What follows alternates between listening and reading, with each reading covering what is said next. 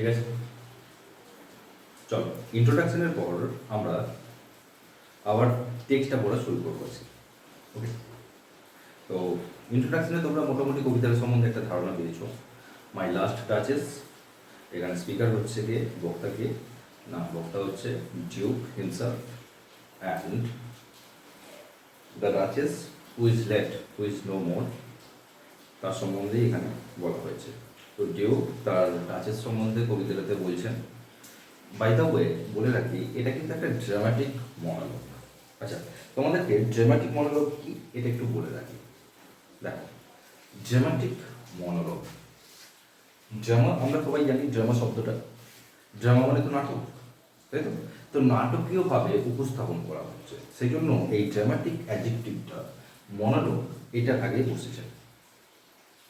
আচ্ছা, এবার monologue, monologue হচ্ছে একটা গ্রিক অরিজিন ওয়ার্ড, যেটাকে বাংলা আমরা দুটো আলাদা আলাদা শব্দ পাই। দেখো, মনো আর কি লোগোস LOGOS।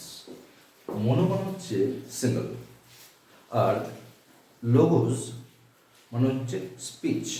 সুতরাং মনোলগ শব্দটা হচ্ছে single speech of the Duke. তার মানে কবিতার মধ্যে ডিউক একা কথা বলছে। ডিউক এমনভাবে কবিতার মধ্যে নিজেকে প্রেজেন্ট করছেন, এমনভাবে নাটকীয়ভাবে কবিতার মধ্যে প্রেজেন্ট করছেন যেন মনে হচ্ছে সেখানেতে ডিউক ছাড়া আর একজন কেউ আছে। কে সে? হ্যাঁ, ড্রামাটিক মনোলগের এটা একটা বৈশিষ্ট্য, যেখানেতে একজন স্পিকার থাকবে যে কথা বলবে পুরো নাটকের পুরো কবিতাটার মধ্যে, এবং একজন সাইলেন্ট লিসনার থাকবে। ওকে, আর কি হবে কবিতাতে? এখানে এই যে ডাচেস, মাই লাস্ট ডাচেস, এখানেতে কবিতার মধ্যে ডিউক কার সম্বন্ধে বলছেন? Poet is not the speaker, Duke is the speaker. Okay, and that's why I'm telling you Duke. So Duke is telling about his last duchess. To whom the Duke is saying this? To the envoy. Envoy means একজন দূত, একজন count, তার দূত। ঠিক আছে, সেই দূত ডিউকের এখানে এসেছেন। কেন এসেছেন? তার কারণ হচ্ছে, বুঝতে পারছো তো? তার কারণ হচ্ছে, দেখো, ডিউক আবার বিয়ে করতে চায় এবং তার বিয়ের জন্য সে পাত্রের খোঁজ করছে। তো পাশের রাজ্যের যে কাউন্ট, সেই কাউন্টের মেয়ে, তার মেয়ের জন্য একজন দূত এসেছে, একজন এনভয় এসেছে কথাবার্তা বলার জন্য। ডিউক তার ডাউরি সম্বন্ধে, দেনা পাওনার ব্যাপারে কথা বলবে, কিন্তু বলার আগে তার আভিজাত্যকে প্রেজেন্ট করছে, তার স্টেটাসকে প্রেজেন্ট করছে, তার ইগোটিস্ট অ্যাটিটিউডকে প্রেজেন্ট করছে। সেই জন্য এই কবিতাটা, মানে এই কবিতার মধ্যে তিনি এগুলো প্রেজেন্ট করছেন। ওকে, কি কি আমরা ডিউকের কি কি চরিত্রকে এই কবিতার মধ্যে দেখতে পাচ্ছি? ডিউকের আমরা অ্যারোগেন্ট অ্যাটিটিউড, সেলফিশ অ্যাটিটিউড, ডিউকের ঔদ্ধত্য দেখতে পাচ্ছি আমরা, ডিউকের ইগোটিস্টিক ম্যানার দেখতে পাচ্ছি আমরা এখানে। ডিউকের অহংকার ফুটে উঠছে কবিতার মধ্যে। কিভাবে সেটা আমি তোমাদের বলছি। আচ্ছা, এই যে ড্রামাটিক মনোলগ, তোমাদের বলে রাখি, Robert Browning is the master of dramatic monologue and sometimes he is said the father of dramatic monologues. Okay, that's my last duchess painted on the wall, looking as if she were alive.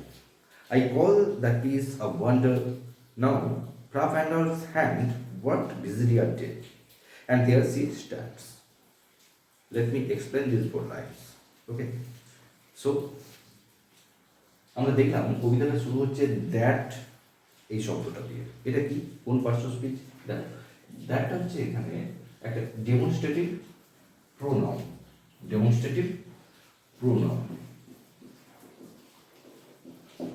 ওকে, দ্যাটটা হচ্ছে এখানে demonstrative pronoun. কেন demonstrative? আমরা জানি যখন কোনো কিছুকে নির্দেশ করা হয় তখন আমরা ডেমনস্ট্রেটিভ প্রোনাউন ব্যবহার করি, কি তাই তো?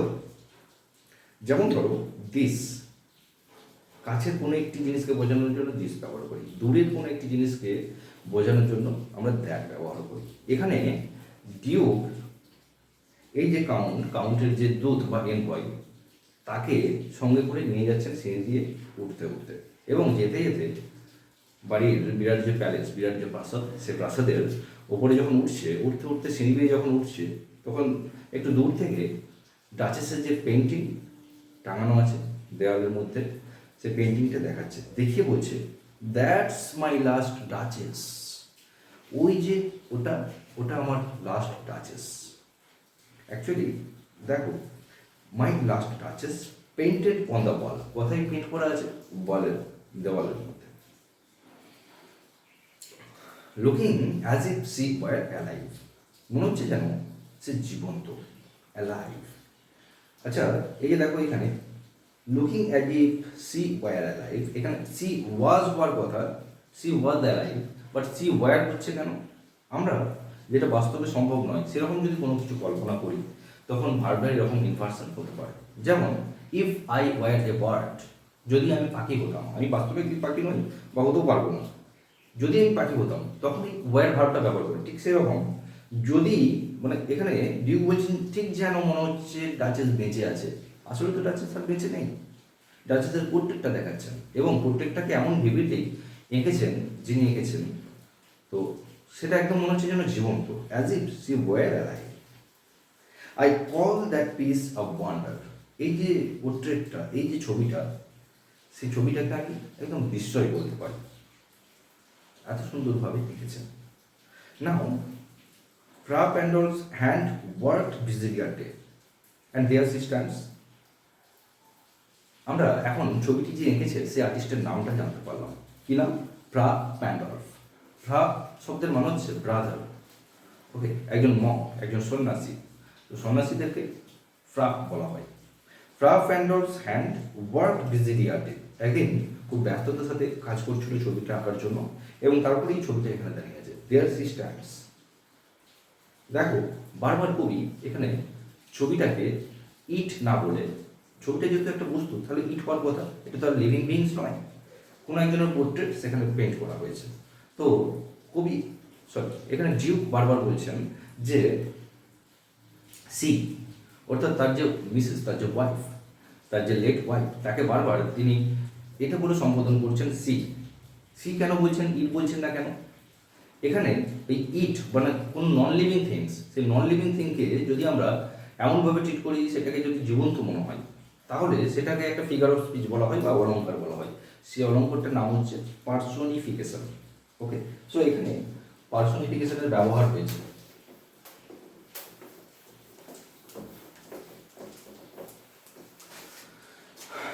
আমরা দেখতে পাচ্ছি এখানে পার্সোনিফিকেশন ব্যবহার করেছেন,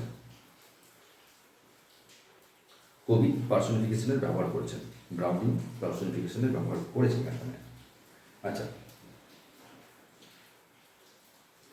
and there she stands, will it please you sit and look at her? আপনি কি একবার এখানে বসবেন এবং তাকে একবার দেখবেন? তাকে means the portrait, okay, the painting of the lady, the painting of the duchess. তো আপনি কি এই ডাচেস লুক্রেজিয়ার ছবিটার দিকে একবার দেখবেন এখানে বসে? I said, Fra Pandol by design. For never read strangers like you that pictured countenance, the depth and passion of its earnest glance, but to myself they turned, and seemed as if they would ask me, if they durst, how such a glance comes there. Okay, let me explain. So, I said Fra Pandol by design. By design মানে হচ্ছে intentionally বা ইচ্ছাকৃতভাবে, by design, ইচ্ছাকৃতভাবে আমি প্যান্ডলকে দেখেছিলাম, অর্থাৎ একজন সন্ন্যাসীকে দিয়ে আমি ছবিটি আঁকিয়েছিলাম, সেটা ইচ্ছাকৃতভাবেই। কেন? দেখো, তারপরে এই ফর প্রিপোজিশনটা এখানে আছে, for never read strangers like you that pictured countenance. For never read strangers like you that pictured countenance. আচ্ছা, লাইনটা দেখো কোথাও ভুল আছে নাকি? ফর নেভার রিড স্ট্রেঞ্জার্স, কি কঠিন লাইন বাবা, এরকম মনে হচ্ছে তো? আদৌ কঠিন নয়। দেখো, আমি তোমাদেরকে লাইনটা সহজ করে বলে দিচ্ছি। তো কিছু গ্রামাটিক্যাল অর্ডারকে এদিক ওদিক করা হয়েছে। For strangers like you never read that picture countenance, এটা হচ্ছে সঠিক line. For strangers like you never read, তাহলে strangers like you never read, আপনার মতন যারা স্ট্রেঞ্জার যারা আসেন এখানেতে, তারা যারা ছবিটা দেখে তারা যাতে কখনো ছবিটাকে বুঝে উঠতে না পারে, never read that pictured countenance, that pictured countenance, that এখানে অ্যাডজেক্টিভ হিসেবে ব্যবহার হয়েছে, আমরা জানি দ্যাট হচ্ছে ডেমনস্ট্রেটিভ ওয়ার্ড, তো দ্যাট ইজ ডেমনস্ট্রেটিভ অ্যাডজেক্টিভ। ওই পিকচার আঁকা, ফেস, কাউন্টেন্যান্স হচ্ছে ফেস, পিকচার শব্দটাকেও এখানে অ্যাডজেক্টিভ হিসেবেই ব্যবহার করা হয়েছে, দ্যাট পিকচার্ড কাউন্টেন্যান্স। ওকে, তাহলে এই যে গ্রামাটিক্যাল অর্ডারটা হেরফের করা হয়েছে, strangers like you never read that picture countenance, এটাকে বলা হচ্ছে ইনভার্সন, এটাও একটা ফিগার অফ স্পিচ। অর্থাৎ গ্রামাটিক্যাল অর্ডারটাকে ওলট পালট করে দিয়ে কবিরা তাদের ছন্দটাকে মেলানোর চেষ্টা করেন, এটা পোয়েটিক লাইসেন্স আছে, কবিদের কাছে এরকম ইচ্ছাকৃত ভুল করার পারমিশন আছে, that is called poetic licence.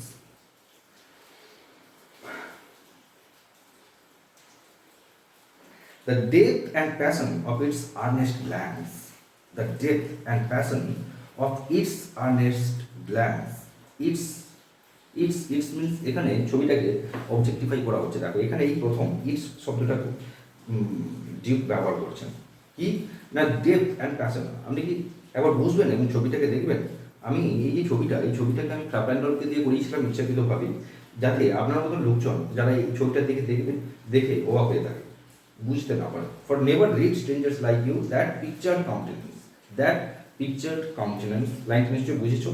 The depth and passion of its earnest glance, আর কি না depth and passion of its earnest glance, অর্থাৎ এই যে গ্ল্যান্স মানে হচ্ছে দৃষ্টি, ওকে, আর্নেস্ট ডিপ গ্ল্যান্স, ঠিক আছে, তার যে প্যাশনের যে দৃষ্টি, তার যে গভীর যে দৃষ্টি, তার যে ডেপথ, ছবিটার মধ্যে যে ডেপথ আছে সেটা যাতে বুঝে উঠতে না পারে। এখানে দেখো এই ডেপথ অ্যান্ড প্যাশন কাদের দেখা যায়, প্যাশন কাদের দেখা যায়, হিউম্যান বিংসদের মধ্যে। তাহলে এই লাইনটার মধ্যে দিয়েও আবার পার্সনিফিকেশন আমরা দেখতে পাচ্ছি, অর্থাৎ ব্যক্তিত্ব আরোপ করা হচ্ছে এই লাইনটার মধ্যে দিয়ে ছবিটার মধ্যে।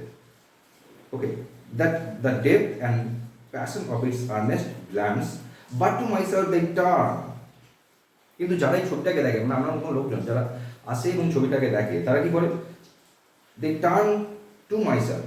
ওকে, কেন আমার দিকে দেখে, তার কারণটা দেখো এখানে ব্র্যাকেটে বলে দিয়েছে, কেন ডিউকের দিকে দেখে, কারণটা হচ্ছে since none puts by the curtain I have drawn for you but I, কারণ আমি ছাড়া আর কেউ এই ছবিটার পর্দা দিয়ে ঢাকা থাকে, যে ছবিটা অর্থাৎ ডাচেসের ছবিটা পর্দা দিয়ে ঢাকা থাকে, এবং এই ছবিটাকে পর্দা থেকে সরিয়ে দেখানো এটা আর কেউ পারে না, আমিই পারি একমাত্র, অর্থাৎ কেউ সাহস দেখায় না। এখানেও ডিউকের যে পসেসিভনেস এই লাইনের মধ্যে দিয়ে ফুটে উঠছে, ডিউকের চরিত্রের, ডিউকের যে সাইকোলজিক্যাল অ্যাটিটিউড সেটা ফুটে উঠছে এই লাইনের মধ্যে দিয়ে। And seemed as if they would ask me, এবং মনে হয় যেন তারা আমাকে জিজ্ঞাসা করছে, অর্থাৎ স্ট্রেঞ্জার্স যারা এই ছবিটা দেখছে, বারবার বলছি যাতে তোমরা লিঙ্ক করতে পারো, যাতে ভুল না হয়ে যাবে। And seemed as they would ask me, they means এই যে আপনার মতো যারা স্ট্রেঞ্জার আছে তারা যাতে উড আস্ক মি, আমাকে জিজ্ঞাসা করে, মানে মনে হয় তাদের মুখ দেখে, তাদের ফেস দেখে, এখন যেমন আপনার ফেস দেখে মনে হচ্ছে আপনি ছবিটার দিকে তাকিয়েছিলেন, এবং তারপরে আপনার ফেস দেখে মনে হচ্ছে আপনি অনেক কিছু জিজ্ঞাসা নিয়ে আমার দিকে তাকাচ্ছেন, মনে হচ্ছে যেন ছবিটা জীবন্ত আপনার কাছে মনে হচ্ছে, এরকম প্যাশনেট লোক কীভাবে এলো, এইসব প্রশ্ন আপনার মুখের মধ্যে ফুটে উঠছে, আমি সেটা দেখতে পাচ্ছি। এবং দেখো আমি বারবার বললাম যে এটা হচ্ছে ডিউকি একমাত্র স্পিকার, এবং বাকি যে শুনছে সে হচ্ছে লিসনার, সে কোনো কথা বলছে না, কিন্তু তার ফেসের অ্যাটিটিউড, তার যে এক্সপ্রেশন সেটা দেখে সেটা আমাদের কাছে ডিউক ফুটিয়ে তুলছেন তার কথার মাধ্যমে, এবং তার সেখান থেকে তার চরিত্রটা সম্বন্ধে আমরা কিছুটা ধারণা করছি। কিন্তু যে এনভয় আসছে সেই এনভয়ের ক্যারেক্টার সম্বন্ধে আর বেশি কিছু ধারণা আমরা পাচ্ছি না, যেটুকু পাচ্ছি সেটা ডিউকের মুখ দিয়ে, ডিউকের কথার মাধ্যমেই আমরা পাচ্ছি। And same as they would ask me if they touched, how such a glance came there, এইরকম ধরনের একটা দৃষ্টি কিভাবে এলো, যদি তাদের সেই সাহস হয়, if they dust, এই যে দেখো DURST, ডাস্ট, এটি তার আর্কেইক ওয়ার্ড, DURST, এটা হচ্ছে একটা আর্কেইক ওয়ার্ড, এটা মানে হচ্ছে ডিয়ার, যদি তারা সেই সাহস দেখায়। ওকে, তাহলে ইফ দে ডাস্ট, যদি তারা সেই সাহস দেখায়, অর্থাৎ যারা এখানে আসে এবং এই ছবিটার দিকে দেখে, তারা যদি সেই সাহসটা দেখায়, তাহলে তারা একটা কোয়েশ্চেন করবে আমাকে, আপনার মতনই কোয়েশ্চেন। আপনি যেমন আমরা চোখে মুখে যে প্রশ্নটা ফুটে উঠছে, সেই একই প্রশ্ন তারা করে, কি হাউ সাচ এ গ্ল্যান্স কেম দেয়ার, কীভাবে এই ধরনের একটা দৃষ্টি তার চোখের মধ্যে, ছবিটার মধ্যে ফুটে উঠল। So not the first are you to turn and ask thus sir, সুতরাং আপনি প্রথম নয় যে এই আমার দিকে তাকিয়েছেন এবং এই ধরনের একটা জিজ্ঞাসা দৃষ্টিতে তাকিয়ে আমাকে জিজ্ঞাসা করতে যাচ্ছেন। Not the first are you to turn and ask thus, এইভাবে জিজ্ঞাসা করছেন, আমি প্রথম নয়। এনভয়কে জিউ এই কথাটা বলছে। আচ্ছা, কেন এরকম ধরনের একটা লুক ফুটে উঠেছে ছবিটার মধ্যে, আমি আপনাকে বলছি। জিউ এনভয়কে এবার তার উত্তরটা দিচ্ছে। দেখ sir, it was not her husband's presence only caused that spot of joy into the Duchess's cheek. It was not her husband's presence only caused that spot of joy into the Duchess's cheek. Her husband means the Duke. বলছে এই যে her husband মানে হচ্ছে ডাচেসের হাজব্যান্ডকে the Duke, বলছে ডিউকের অনুপস্থিতিতে এরকম ধরনের একটা লুক ফুটে উঠেছে। হার husbands not her husband's presence only, এই যে এরকম একটা গ্ল্যান্স তার চোখে মুখে ফুটে উঠছে, সেটা শুধুমাত্র হয়তো তার হাজব্যান্ড সেই মুহূর্তে ছিল না, সেই জন্য এরকম ধরনের একটা দৃষ্টি তার চোখের মধ্যে ফুটে উঠেছে। Call that spot of joy into the duchess's cheek. Okay, তাহলে sir, it was not her husband's presence only call that spot of joy into the duchess's cheek. Perhaps, হয়তো, আর কি কারণ, perhaps Fra Pandolf chance to say, হয়তো Fra প্যান্ডর বলতে চেয়েছিলেন, বলার সুযোগ পেয়েছিলেন, চান্স সুযোগ পেয়েছিলেন, কি সুযোগ পেয়েছিলেন, কিন্তু সে এটা বলার সুযোগ পেয়েছিলেন, কি বলার, যে her mantle laps over my lady's wrist too much. দেখো, এটা কোটেশনের মধ্যে, মানে ফ্রা প্যান্ডরের কথাটাকে এখানে কোটেশনের মধ্যে তুলে ধরা হচ্ছে। ফ্রা প্যান্ডর কি বলার সুযোগ পেয়েছিলেন, হার ম্যান্টেল ল্যাপস, ম্যান্টেল মানে যেখানে চাদর বলতে পারো, ল্যাপস মানে হচ্ছে এখানে কভার্স, আর mantle laps over my lady's wrist too much. Wrist মানে কি গো, রিস্ট মানে হাতের কবজি, ঠিক আছে, তার যে হাতের মধ্যে হয়তো একটু বেশি ঢাকা পড়ে গেছে চাদরটা, সেটাকে একটু তুলতে হবে, এরকম কিছু একটা বলতে হয়তো ফ্রা প্যান্ডর সক্ষম হয়েছিল। অথবা আর কি বলতে সক্ষম হয়েছিল, এটা দেখো পুরোটাই ডিউক গেস করছি, যেহেতু ডিউক অনুপস্থিত ছিল এবং সেই অবস্থায় ডাচেসের মুখের মধ্যে একটা গার্ল লাইক সাইনেস ফুটে উঠেছিল, সেটা কি এই স্পট অফ জয় বলা হচ্ছে। দ্যাট স্পট অফ জয়, এই স্পট অফ জয়, এটা হচ্ছে তোমার গার্ল লাইক, চাইল্ড লাইক একটা সাইনেস, সেটা তার ডাচেসের মুখের মধ্যে ফুটে উঠেছিল, এবং যখন সেটা ফুটে উঠেছিল সেটাকে এই ছবির মধ্যে ক্যাপচার করেছে ফ্রা প্যান্ডর। তো এই যে স্পট অফ জয়, এটা কিভাবে তার ছবির মধ্যে এলো, কিভাবে এরকম ধরনের একটা গ্ল্যান্স তার ছবির মধ্যে ফুটে উঠলো, সেটা ডিউক ব্যাখ্যা করতে গিয়ে বলছেন যে হয়তো ফ্রা প্যান্ডর মানে যে চিত্রকর, যে পেইন্টার, সে এটা বলতে সক্ষম হয়েছিল যে আপনার হাতের কবজিটা একটু বেশি চাদরে ঢাকা গেছে, আপনি চাদরটি একটু তুলে দিন। তখন হয়তো ডাচেস লজ্জা পেয়ে গিয়েছিল এবং একটু হেসে ফেলেছিল। অথবা এটা বলতে হয়তো ফ্রা প্যান্ডর সক্ষম হয়েছিল যে paint must never hope to reproduce the faint half blush that dies along her throat. অথবা এটা বলতে সক্ষম হয়েছিল যে paint must never hope to reproduce, এই যে ড্রয়িংয়ের কোনো ক্ষমতা নেই, ড্রয়িং কখনোই পারবে না রিপ্রোডিউস করতে the faint half blush dies along her throat, যেটা আপনার এই ঠোঁটের থ্রোট বা গলার কাছে আপনার যে হাফ ব্লাস, যে লাজুক হাসিটা মরে যাচ্ছে, সেটা কখনোই কোনো কালার দিয়ে ফুটিয়ে তোলা সম্ভব নয়। হয়তো ফ্রা প্যান্ডর এই কথাটা বলতে সক্ষম হয়েছিল, ফ্রা প্যান্ডর এটা বলতে সক্ষম হয়েছিল যে paint must never hope to reproduce the faint half blush that dies along her throat, সেই জন্যই এরকম স্পট অফ জয় তার ফেসের মধ্যে ফুটে হয়েছিল।